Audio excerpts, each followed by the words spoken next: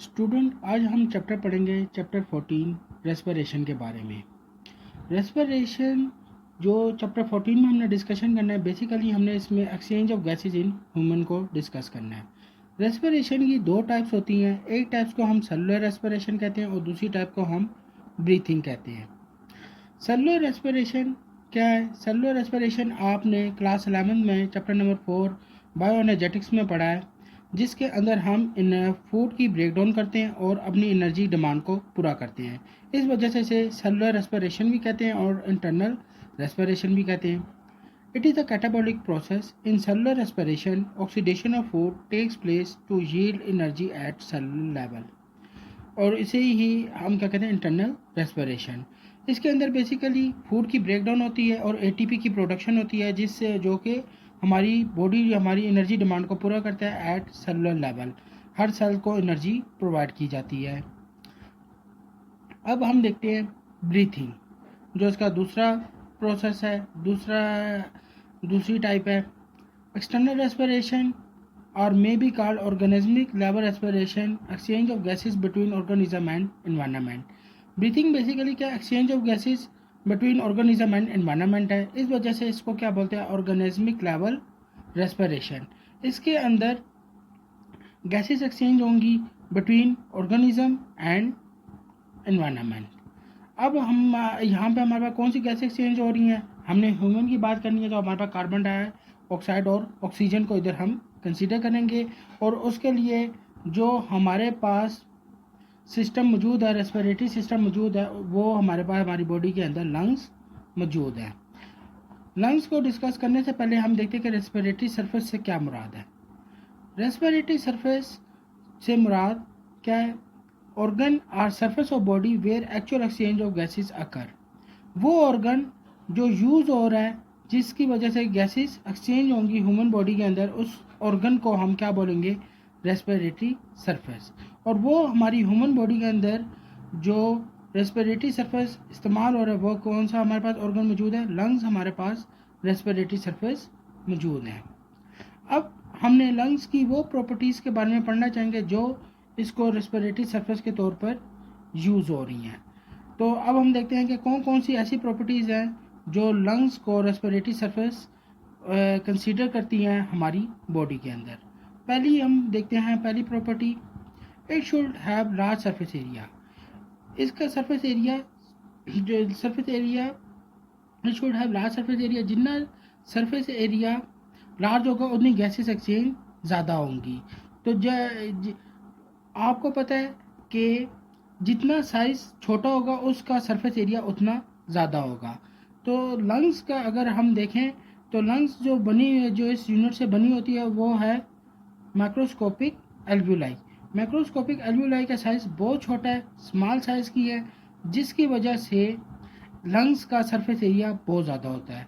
तकरीबन 7 to 8 metre square जो है वो लंग्स हमें प्रोवाइड करता है surface area for the gases exchange. Lung have small microscopic alveoli that offer great surface area. Surface area क्यों ज़्यादा हो रहा है? Because they have microscopic alveoli that offer a great surface area. और जितना ज़्यादा सरफेस एरिया होगा उतनी इजीली गैसेस एक्सचेंज होंगी। दूसरी प्रॉपर्टी क्या है? It should have moist surface. इसकी जो लंग्स की जो सरफेस होती है वो मॉइस्ट होती है, और जितना मॉइस्चर होगा, जितनी मॉइस्ट सरफेस होगी, उतनी ज़्यादा डिफ्यूजन टेक्स प्लेस करेगी। जितनी सरफेस मॉइस्ट होती है वो उतनी ज़्यादा प्रोवाइड करती है, आसानी पैदा करती है कौन से प्रोसेस को? डिफ्यूजन के प्रोसेस को। तो इसकी रीज़न क्या है? Greater diffusion takes place on moist surface. तो ये जो दूसरी प्रॉपर्टी है वो इसकी वजह इजी करती है कि वो इस्तेमाल हो सके रेस्पिरेटरी सरफेस के तौर पर।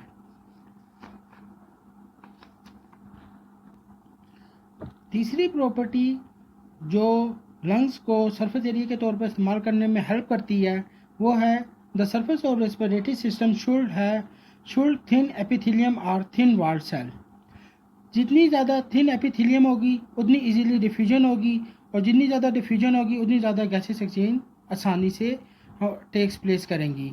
ये प्रॉपर्टीज़ थी जो लंग्स को रेस्पिरेटरी ऑर्गन के तौर पर इस्तेमाल करने में हेल्प करती हैं। अब हम देखते हैं हमारे रिस्पिरेटरी सिस्टम में, या जिसे आप एयर पैसेज वे कहते हैं, इसके कितने पार्ट्स होते हैं। इसके हमने दो पार्ट्स में डिवाइड किया हुआ है। एक को हम अपर रिस्पिरेटरी ट्रैक कहते हैं और दूसरे को हम लोअर रिस्पिरेटरी ट्रैक कहेंगे। अपर रिस्पिरेटरी ट्रैक में हमारे पास नोज, नोस्ट्रिल और फेनेक्स है, जबकि लोअर रेस्पिरेटरी ट्रैक में हमारे पास लेरनेस, ट्रैकिया, ब्रोंकाई, ब्रोंकियोलस और लंग शामिल है। और लंग्स को हम क्या कंसीडर करते हैं, कौन सा ऑर्गन, रेस्पिरेटरी ऑर्गन कंसीडर करेंगे। सबसे पहले हम अपर रेस्पिरेटरी ट्रैक के बारे में पढ़ेंगे और उनके स्ट्रक्चर को बारी बारी डिस्कस करेंगे। तो सबसे पहला स्ट्रक्चर हमारे पास नोज़ आता है। अब हम देखते हैं ये नोज़ जो है वो आपकी बॉडी में क्या फंक्शन है और उसका स्ट्रक्चर कैसे है। नोज आपका पेरेंट स्ट्रक्चर है, only parent structure in human respiratory system.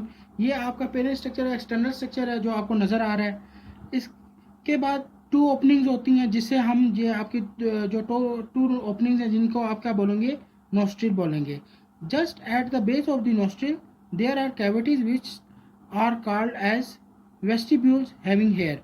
और जो नोस्ट्रिल के से आप थोड़ा जब बेस की तरफ, उसके नीचे की तरफ जाएंगे तो आपके पास जो हिस्सा कहलाता है वो हिस्सा कहलाता है वेस्टिब्यूल का, जहाँ पे आपकी हेयर्स मौजूद होंगे, नाक में जो है वो बाल मौजूद होंगे। और वो जो हिस्सा कहलाता है वो उस हिस्से को हम क्या बोलेंगे, जो बेस पे जो कैविटीज मौजूद हैं उनको वेस्टिब्यूल्स बोलेंगे।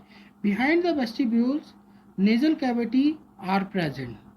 नेजल कैविटीज वेस्टिब्यूल की साइड पे आपके क्या मौजूद होती हैं, नेजल कैविटीज़ मौजूद होती हैं। और ये जो बेसिकली जो नेजल कैविटीज़ हैं, ये इसमें आपके पास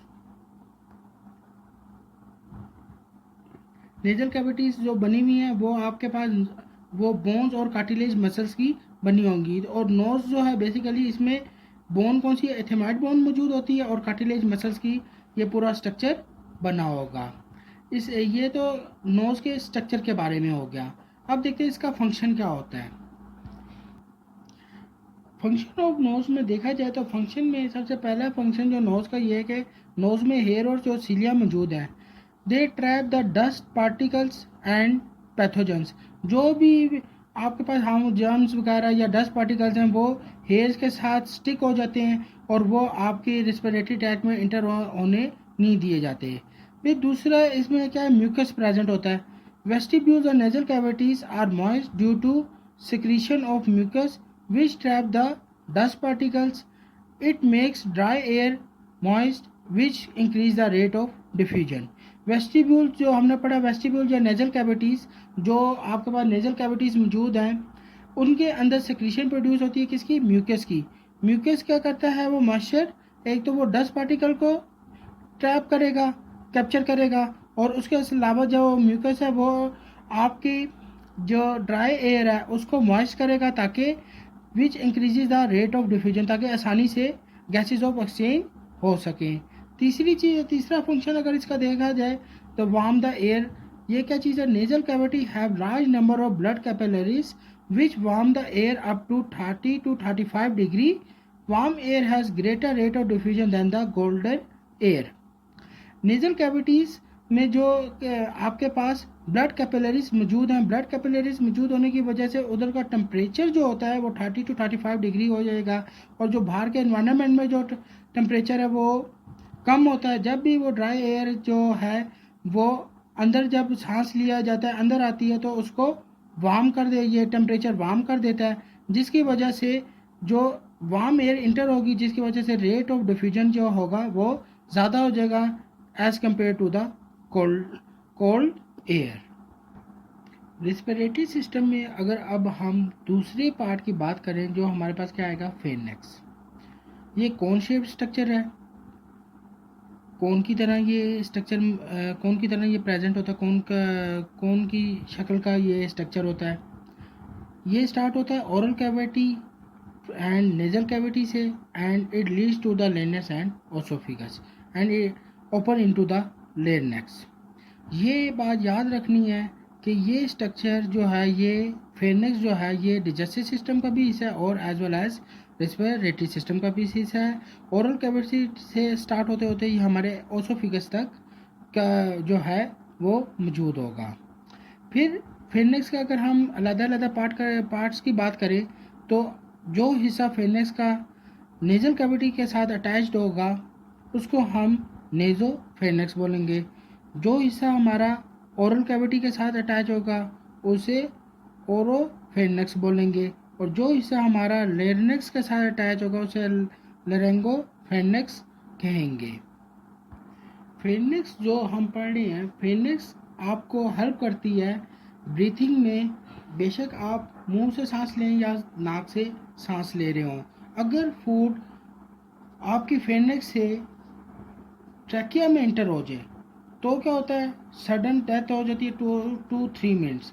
उसकी रीज़न क्या होती है, सडन आपके जो सांस है, सांस नहीं लिया जाता जिसकी वजह से चोकिंग होगी, और चोकिंग होने की वजह से सडन डेथ हो जाती है। और एक दफ़ा जब वो फूड जो है, फूड पार्टिकल फेनेक्स से अगर ट्रैकिया हुआ है, ओसोफिकस से इंटर होकर ट्रैकिया में अगर सांस की नाली में चला जाए तो आपके पास, आपको पता है कि एक दफ़ा स्वेलिंग स्टार्ट हो जाए तो इट बिकम इनवॉलंटरी होने की वजह से वो कंट्रोल नहीं होती और गोता लगता है, और गोता का मतलब ये है कि वो चोकिंग होगी, और चोकिंग होने की वजह से सडन डेथ हो जाती है 2 to 3 मिनट्स में।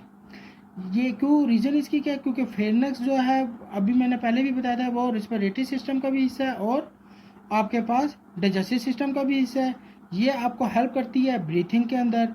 बेशक आप नाक से सांस लें या मुंह से सांस ले रहे हो, और अगर गलती से जो फूड पार्टिकल है वो आपकी इंटर हो जाए, सांस की नाली में, ट्रैकिया में इंटर हो जाए, तो फिर जिसकी वजह से आपको क्या हो जाएगी, चोकिंग होगी और सडन डेथ होने के चांसेस होते हैं, और गोता लगता है जिसकी वजह से सडन डेथ हो सकती है। और उसकी रीज़न क्या है, क्योंकि ये एक दफ़ा स्वेलिंग स्टार्ट हो जाए तो वो इनवॉलंटरी एक्शन है, वो हमारे कंट्रोल में नहीं रहता, जिसकी वजह से सडन डेथ हो सकती है। तो आज हमने रिस्पिरेटरी सिस्टम के अंदर रिस्पिरेटरी सिस्टम में तो आज हमने रिस्पिरेटरी सिस्टम में रेस्पिरेशन की डेफिनेशन, इसकी टाइप्स और इसकी लंग्स की प्रॉपर्टीज़ के बारे में, और अपर रिस्पिरेटरी ट्रैक में हमने नोज, नोस्ट्रिल और फेनेक्स के बारे में पढ़ा है। इंशाल्लाह नेक्स्ट टाइम हम लोअर रिस्पिरेटरी ट्रैक के बारे में पढ़ेंगे।